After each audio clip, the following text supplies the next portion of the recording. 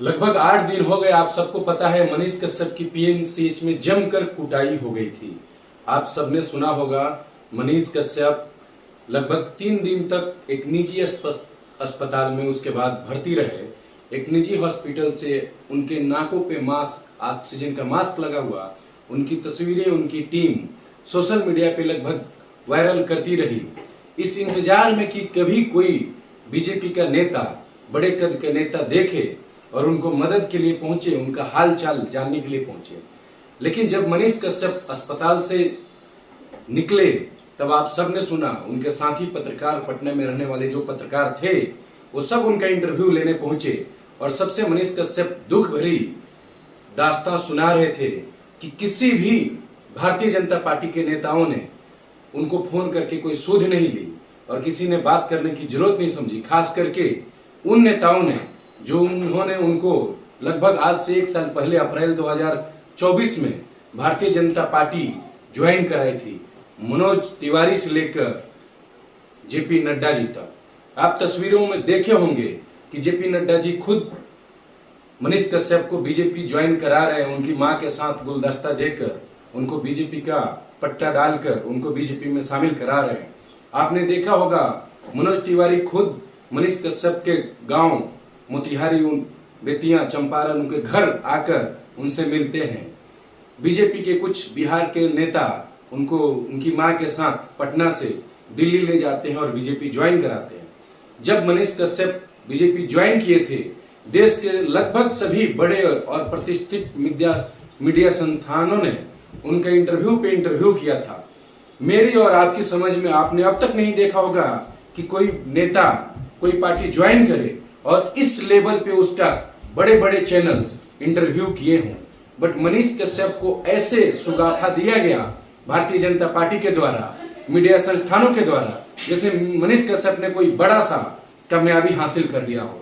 आपने देखा होगा उसके बाद मनीष कश्यप को भारतीय जनता पार्टी ने झारखंड और दूसरे राज्यों में चुनाव प्रचार के लिए भी ले गया। आपने इस तरीके से मोदी जी के साथ भी एक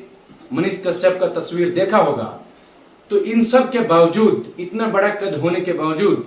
पार्टी में ज्वाइन होने के बावजूद ऐसा क्या हुआ कि मनीष कश्यप पीएमसीएच जैसे अस्पताल, जो एक बिहार का अस्पताल है, कोई, हाँ, ये अस्पताल एशिया का सबसे बड़ा अस्पताल है, सरकारी अस्पताल है, लेकिन वो बिहार राज्य का अस्पताल है, कोई नेशनल हॉस्पिटल नहीं है। वहां जाते हैं और डॉक्टर्स, लगभग 200 की संख्या में डॉक्टर्स उनकी जमकर कुटाई कर देते हैं, पिटाई करते हैं, इस हालत में ला देते हैं कि वो अपनी शर्तों पे वहां से बाहर निकलने लायक नहीं रहते हैं। और ये मैं नहीं कह रहा हूं, ये आपने खुद मनीष कश्यप की जुबानी और बिहार के पत्रकारों के चैनलों पे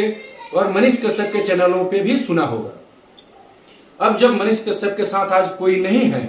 और मनीष कश्यप इस स्थिति में हैं, फिर भी आज अस्पताल से निकलने के 3 दिन बाद भी अब तक उन्होंने बीजेपी छोड़ने का ऐलान नहीं किया है। कहीं नहीं कहीं उनके मन में सिसक है कि अब भी कोई उनको अप्रोच करे और वो बीजेपी में बने रहे। लेकिन जो हालात हो गए हैं, जिस तरीके से उनको जिल्लत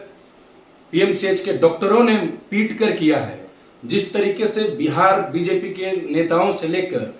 नेशनल बीजेपी के नेताओं ने उनके हालचाल सुध-बुध न लेकर उनको जलील किया है, मुझे नहीं लगता है कि मनीष कश्यप को अब बीजेपी में कंटिन्यू करना चाहिए और शायद ही वो करेंगे।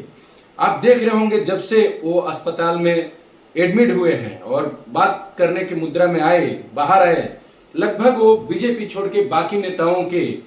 तरफ नर्म रुख अपना रहे हैं। हो सकता है जल्दी वो किसी दूसरे पार्टी को ज्वाइन करें, और नहीं तो आप सबको पता है कि बिहार के जितने भी युवा पत्रकार साथी हैं उनके साथ के,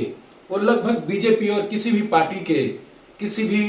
कार्य से सहमत नहीं होते हैं। तो उस स्थिति में मनीष कश्यप कहीं से निर्दलीय या दूसरे पार्टी बनाने या नई पार्टियां जो जैसे जन सुराज जैसी पार्टी आ रही है उनके साथ जाने की सोच सकते हैं। लेकिन यहाँ सीख लेने वाली चीज ये है कि आपने देखा कि मनीष कश्यप जो एक बेबाकी से बिहार में पत्रकारिता कर रहे थे, जब बीजेपी को लगा, राजनीतिक दलों को लगा कि ये हमारे लिए खतरा बन रहा है, तो एक राजनीतिक दल ने उनको एनएसए लगाकर जेल में डाला, दूसरे ने जेल से निकालकर पत्रकारिता से उठाकर राजनीति में डाला और जब अपना स्वार्थ संपूर्ण हो गया तब उनको इस हालत में लाकर छोड़ दिया कि आज कोई एक फोन तक नहीं कर रहा है, एक सूद लेने की नहीं सोच रहा है। अब देखने की बात है कि मनीष कश्यप जो आजकल बिहार के सभी युवा पत्रकार साथियों को बुलाकर इंटरव्यू दे रहे हैं, उनसे चर्चा करने की बात कर रहे हैं और अपनी पिछली गलती सुधारने की बात कर रहे हैं, आगे क्या करते हैं। जय हिंद।